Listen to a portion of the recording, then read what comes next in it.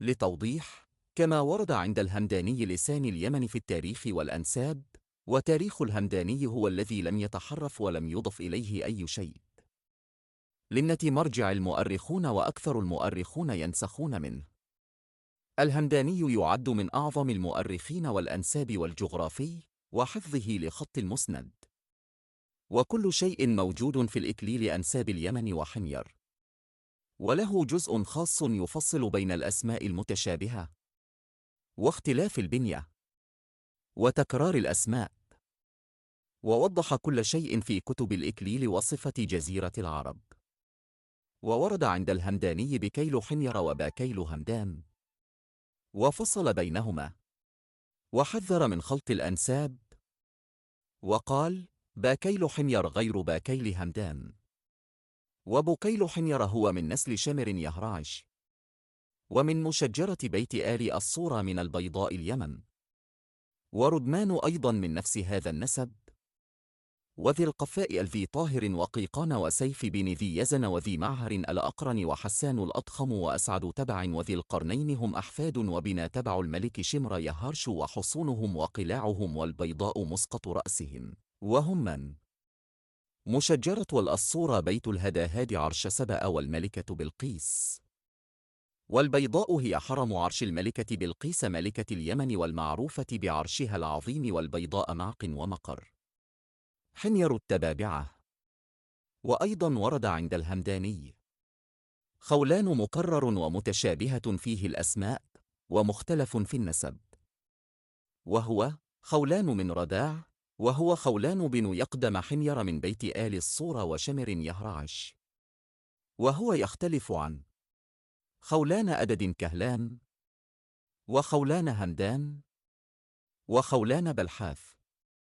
وأيضا أبين بن ذي يقدم من البيضاء رداع حمير من بيت آل الصورة من البيضاء، وهو غير أبين بن الهميسع الذي تسمت به محافظة أبين، وغير أبين همدان، ويريم وذي راعين البيضاء، يختلفان عن أكثر من 20 شخصا يحملون نفس الاسم، ولكل واحد له بنية وقبيلة وجد وأب لحاله.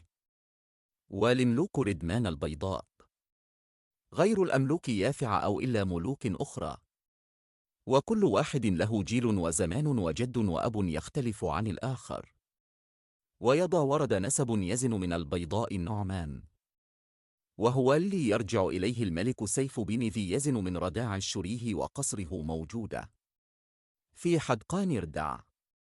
وذي يزن النعمان حمير البيضاء اليمن، يختلف عن يزن أسلم ويزن زرعه ويزن يافع ويزن همدان، وكل واحد له جيل وقبيلة ونسب لحاله.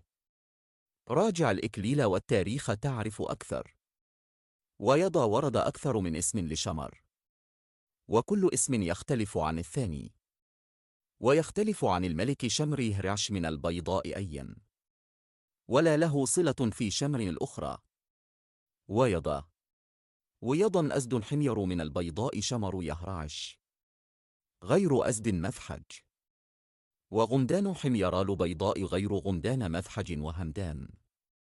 وجشم بيت الهداهاد من الصرواح، يختلف عن شجم همدان. جرهم البيضاء حمير بون الصورة وشمر يهرعش، غير جرهم مفحج. وكل واحد له أب يختلف عن الثاني.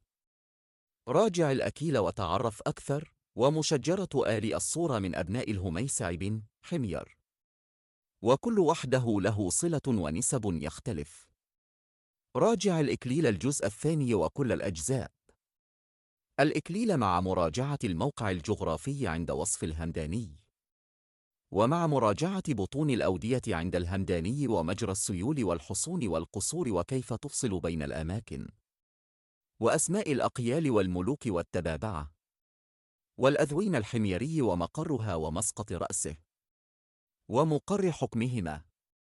وكل شيء موجود في تاريخ الهمداني لسان اليمن في التاريخ والأنساب، وهو مرجع مهم جدا لكل الأجيال والأزمان.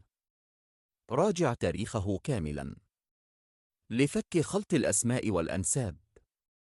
بخصوص ملوك وسلاطين آل طاهر.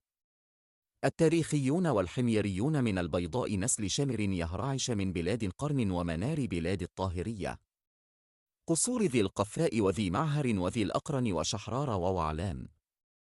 وذي القفاء آل ذي طاهر هو الجد الأكبر الذي كان بطلاً في عصور الأقيال الحميريين. النسب الصريح: الطاهريون ملوك وسلاطين اليمن.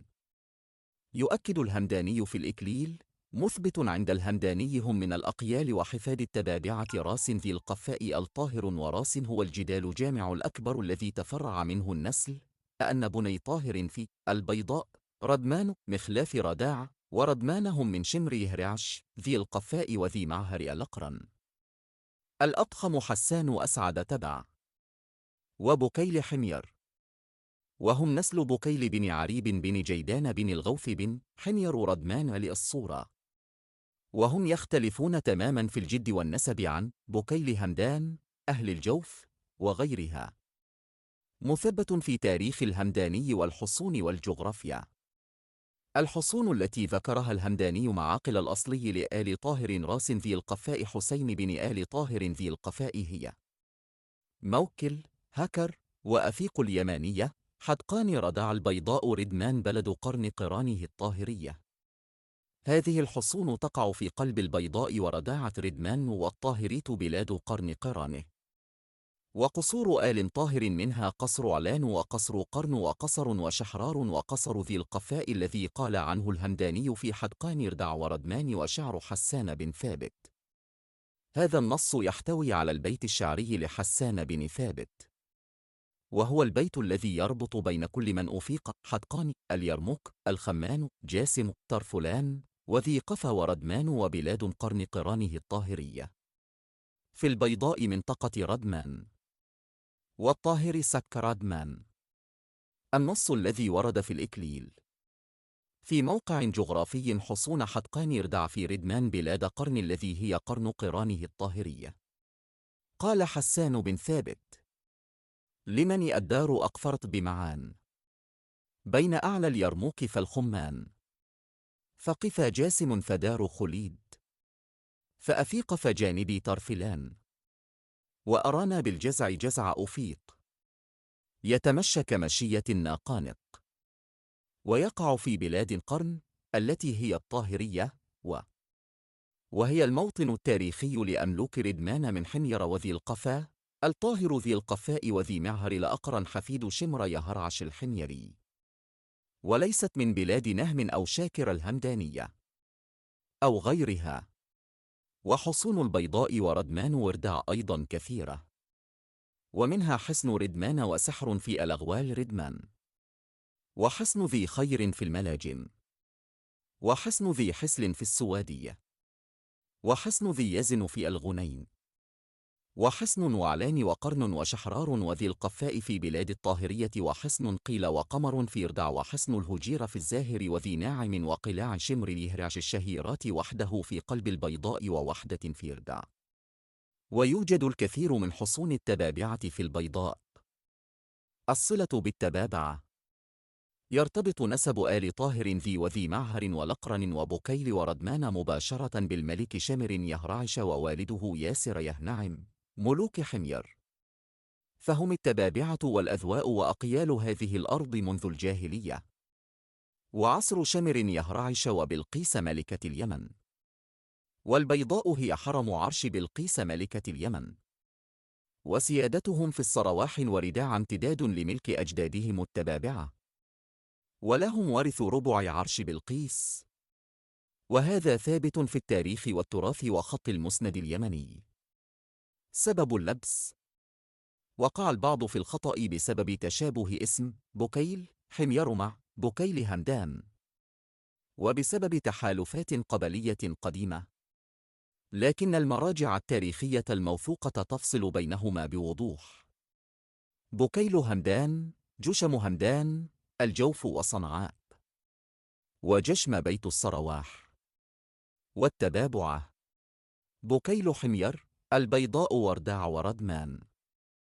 آل طاهر جيدانية ردمانية يهرعشية جريدانية طاهرية قرن المنار وراس ذي القفاء.